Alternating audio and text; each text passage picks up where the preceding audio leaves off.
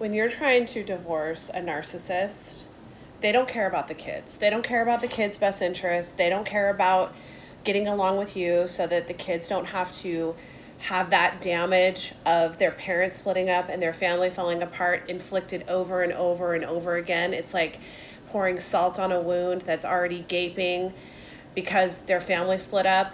The narcissist doesn't care about reconciling or minimizing that damage being inflicted over and over again. They will continuously inflict it over and over again because all a narcissist cares about when you're trying to divorce him is power and control, meaning he wants power over the kids, but more importantly, he wants power over you. He wants to control your life. And the courts in many cases, especially in California, won't allow a man to lord over a woman in the way that he usually has in the marriage. These narcissists that have been married to women have been able to lord and control over them unchecked almost the majority of the marriage. It's only until the woman has the gumption to leave and divorce that narcissist that now the courts intermediate and step in and start protecting her. So she may get a restraining order. She can get an order that he has to pay her support. He can't financially abuse her anymore. He has to pay her support.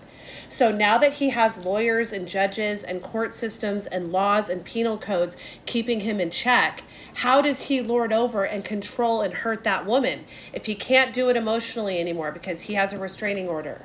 He can't do it financially anymore because he's been ordered to pay her money by the court. How does he do that? Through the kids. He has zero regret or remorse about using the kids to hurt her. He knows it's the only chip he's got left. So he will triangulate. He'll bring the kids into adult matters. He'll brainwash the kids against their mother, who usually in many cases is the only parent that's ever truly loved them, because a narcissist is incapable of loving. They're incapable of actually being a good parent, being a loving parent. They don't ever give emotional support, and if they do, it's fake. The kids can tell that this parent actually has no ability to feel real feelings. They have no ability to truly have a heart-to-heart connection with them. They can feel it. Kids know. Animals know and kids know. And so it's always been fake. The only way that narcissist can actually have any influence over the kids is manipulation. And so a narcissist will manipulate his kids against their mother, who has been the only person that's ever showed them real emotional connection and love. He tries to alienate them from that source, thereby emotionally leaving them abandoned and out in the cold. Can you imagine a parent doing that to a child? That's what a narcissistic father is doing when he is trying to alienate his kids from their mother, the one source of love and compassion that they've ever had, because he's unable to give it to them. That is quite literally cutting them off from any emotional support or connection.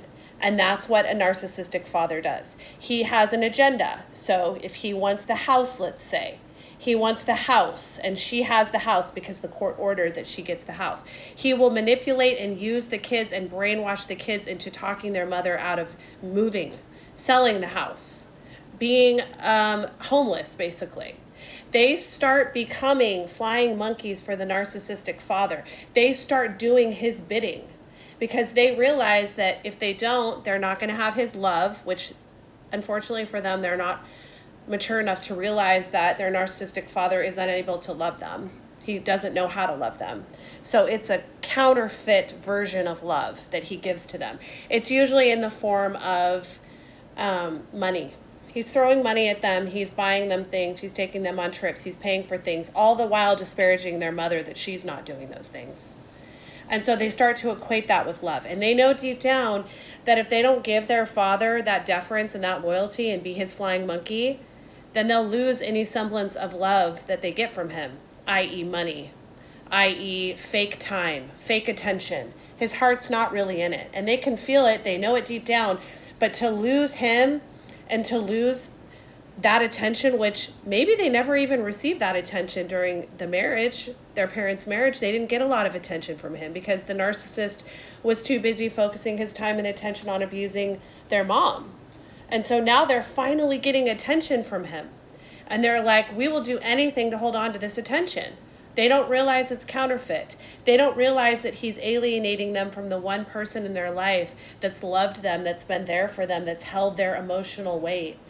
and that's really been their biggest champion and fan. They don't understand what's happening.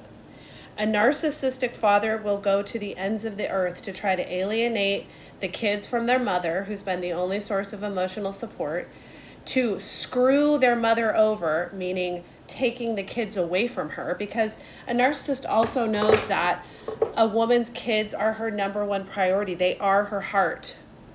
There's nothing more important to a woman than her children. So what is the best way to get at her now that the courts have kept him in check, now that he has a restraining order out against him and he can't actually have access to her?